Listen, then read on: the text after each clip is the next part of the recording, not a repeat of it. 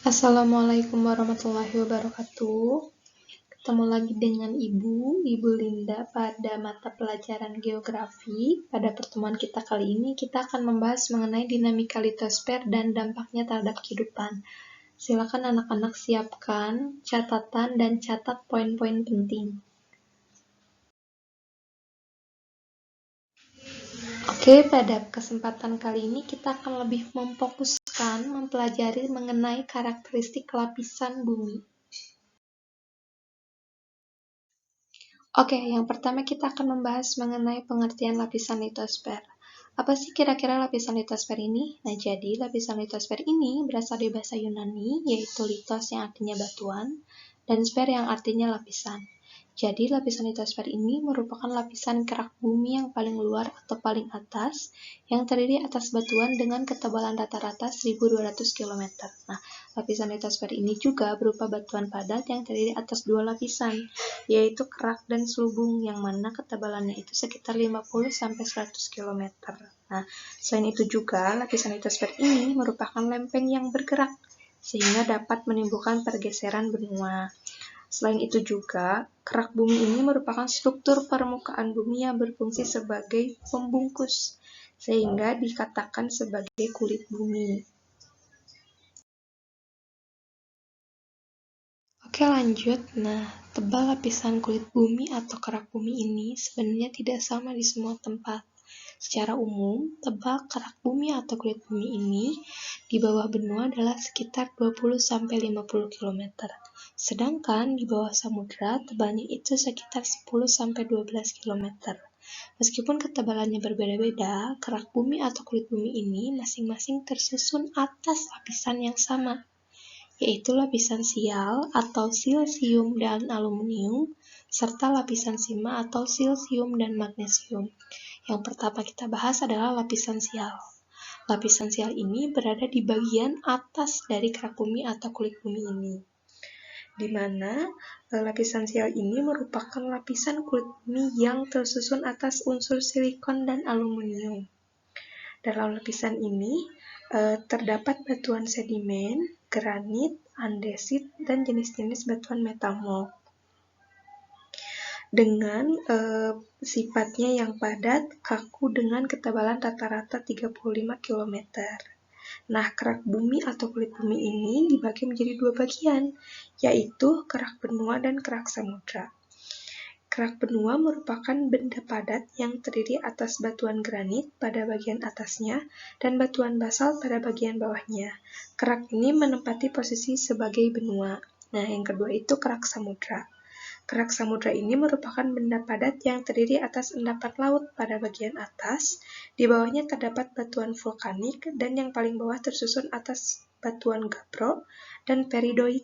Nah, kerak ini menempati posisi sebagai samudra. Nah, yang kedua ini adalah lapisan sima atau silisium dan magnesium, di mana lapisan sima ini berada di bagian bawah kerak bumi. Jadi, lapisan sima ini merupakan lapisan kulit bumi yang tersusun atas unsur-unsur silikon dan magnesium. Lapisan ini mempunyai berat jenis yang lebih besar daripada lapisan sial. Hal ini dikarenakan lapisan sima mengandung mineral peromagnesium dan batuan basalt. Lapisan sima ini bersifat elastis dan mempunyai ketebalan rata-rata 65 km. Oke, kita lanjut ya anak-anak. Selanjutnya kita akan membahas mengenai batuan pembentuk permukaan bumi. Oke, yang pertama kita akan bahas adalah tentang siklus batuan. Nah, siklus batuan ini menjelaskan mengenai hubungan antara tiga jenis-jenis batuan penyusun lapisan bumi, meliputi batuan beku, batuan sedimen, dan batuan metamorf. Namun, tidak semua batu dalam siklus batuan mengalami perubahan. Ada beberapa jenis batuan yang memang sudah terbentuk demikian dari awal pembentukannya. Formasi batu yang tidak ikut berubah ini disebut kraton. Coba anak-anak perhatikan gambar yang sudah Ibu sediakan. Di sana ada keterangan magma. Nah, pada awalnya magma terbentuk secara alamiah dalam waktu berjuta-juta tahun dan menjadi unsur pembentuk lapisan inti bumi. Magma ini sebenarnya tidak terbentuk di semua wilayah di bumi, melainkan magma hanya terdapat di beberapa tempat di bawah permukaan yang disebut kamar magma. Kalian ikuti ya arah panahnya. Karena sifatnya yang dinamis, magma akan terus bergerak. Nah, gerakan ini membuat magma mengalir ke tempat yang suhunya lebih rendah dari kamar magma. Akibatnya, magma akan mengalami kristalisasi dan sebagiannya membeku menjadi batuan beku. Apabila proses pembekuannya berlangsung di bawah permukaan bumi, disebut sebagai batuan beku intrusif. Contohnya seperti batuan granit dan batuan diorit. Sedangkan apabila proses pembentukannya berlangsung di permukaan bumi, disebut sebagai batuan beku ekstrusif. Nah, contohnya seperti batuan basal dan batuan andesit. Oke, selanjutnya, batuan beku yang terbentuk dari proses kristalisasi magma ini lama-kelamaan akan mengalami pelapukan. Pelapukan pertama kali ini terjadi pada batuan beku ekstrusif yang ada di atas permukaan bumi. Hasil pelapukan batuan beku ini akan mengendap melalui proses yang disebut erosi. Nantinya, endapan dari hasil pelapukan batuan beku ini akan mengeras membentuk batuan sedimen. Sementara itu, batuan beku intrusif yang ada di bawah permukaan bumi akan terus bergerak sampai di permukaan bumi melalui serangkaian peristiwa tektonik dan vulkanik. Sesampainya di permukaan bumi, ia juga akan mengalami pelapukan dan pengendapan. Selanjutnya, batuan beku intrusif yang tidak berhasil sampai di permukaan akan terus terkubur lebih dalam akibat tekanan dari atas. Semakin dalam posisinya, maka semakin besar pula tekanan dan suhu yang ia terima. Akibatnya, batuan beku ini akan mengalami perubahan baik dari bentuk maupun susunan kimianya menjadi batuan metamorf atau batuan malihan.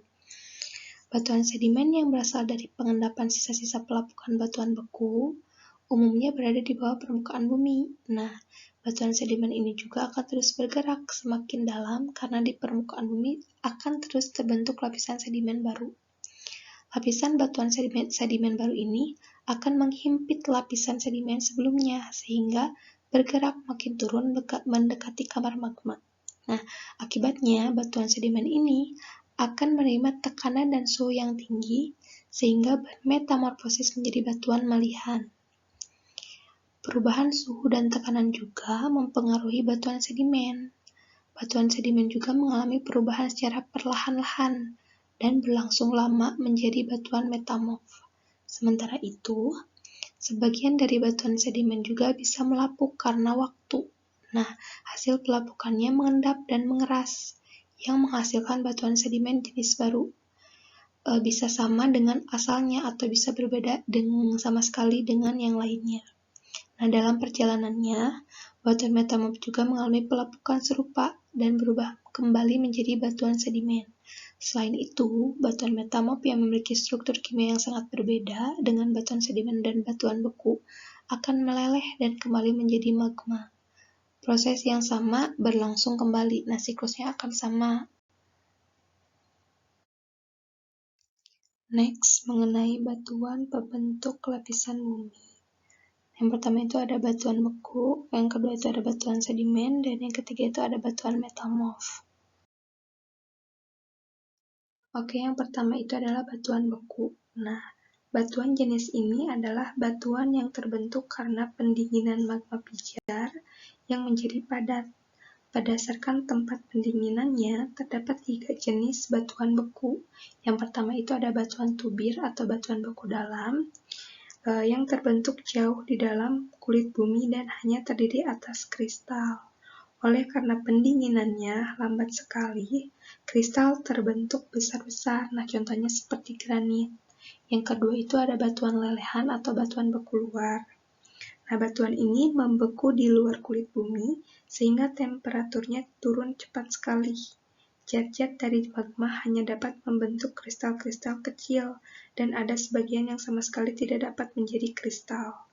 Hal ini disebabkan karena adanya batuan lelehan yang terdiri atas kristal-kristal besar, kristal-kristal kecil, dan bahan amorf, misalnya seperti liparit atau riolit.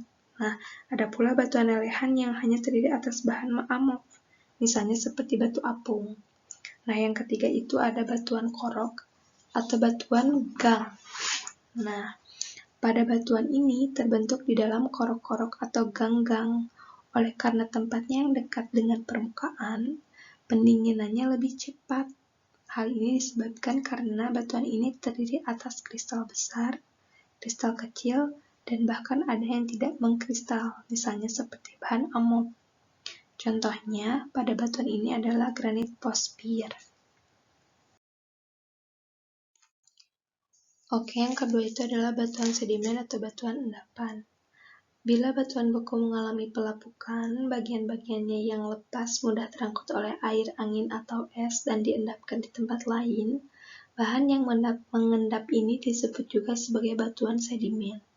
Nah, batuan sedimen ini mula-mula lunak, tapi lama-kelamaan mengeras karena proses pembatuan. Berdasarkan perantara atau mediumnya, batuan sedimen dapat dibedakan menjadi 3 golongan. Yang pertama itu ada batuan sedimen aeris atau aeolis. Nah, yang menjadi pengangkut pada batuan ini adalah angin. Contohnya adalah tanah loess, tanah tub, dan tanah pasir di gurun. Yang kedua itu ada batuan sedimen glasial. Nah, yang menjadi pengangkut batuan ini adalah es. Contohnya seperti morena. Yang ketiga itu ada batuan sedimen aquatis. Contohnya seperti breksi, yang merupakan batuan sedimen yang terdiri atas batu-batu bersudut tajam yang saling menyatu. Yang kedua itu ada konglomerat, yang merupakan batuan sedimen yang terdiri atas batu-batu bulat yang saling menyatu. Dan yang ketiga itu adalah batu pasir. Nah, apabila berdasarkan tempat pengendapannya, batuan sedimen ini terbagi menjadi 3 macam. Yang pertama itu ada batuan sedimen lacustrin, yakni batuan sedimen yang diendapkan di danau. Contohnya seperti tufa danau dan tanah liat danau.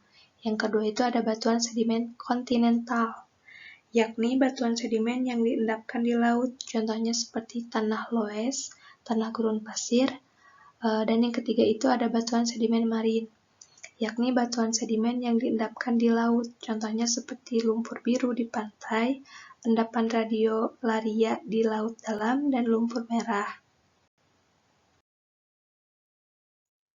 Nah, yang ketiga itu ada batuan metamorf.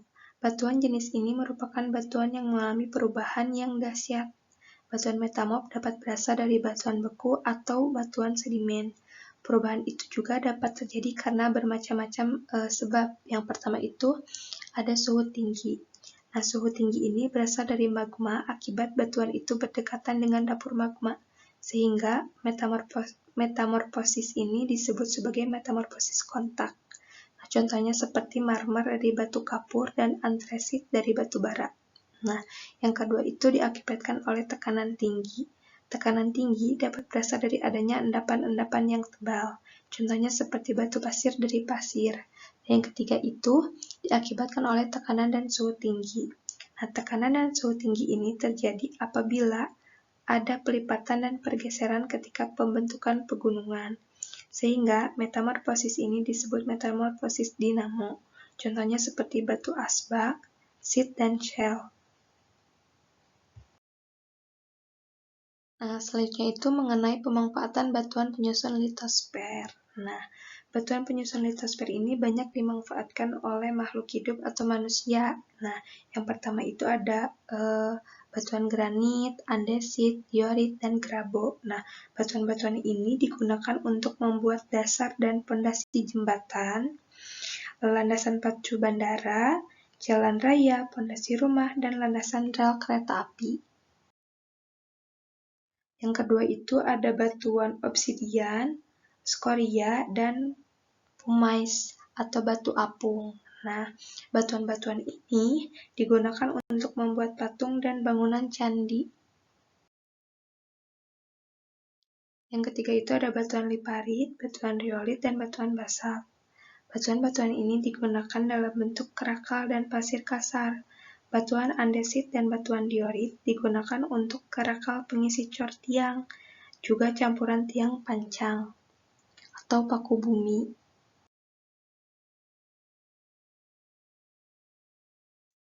Yang keempat itu ada batuan breksi, batuan diorit, dan batuan granit Pospir. Batuan-batuan ini digunakan untuk landasan dak bangunan bertingkat. Nah, yang kelima ini ada batuan kapur. Batuan kapur ini digunakan untuk bahan semen, teraso, dan marmer buatan. Nah, yang keenam ini ada batu antresit, ada batu sel atau serpi, ada batu sabak, dan batu padas. Nah, batu-batu ini digunakan untuk hiasan tembok dan pagar. Dan yang terakhir ada batu turmalin, batu topas, dan batu kuarsa. Nah, batu-batu ini digunakan untuk membuat perhiasan. Baik, anak-anak, Ibu cukupkan sekian pemaparan materi kita pada pertemuan kali ini. Apabila terdapat pertanyaan, silakan kalian tuliskan dan tanyakan, baik itu di kolom komentar GCR maupun di dalam chat grup WhatsApp. Wassalamualaikum warahmatullahi wabarakatuh.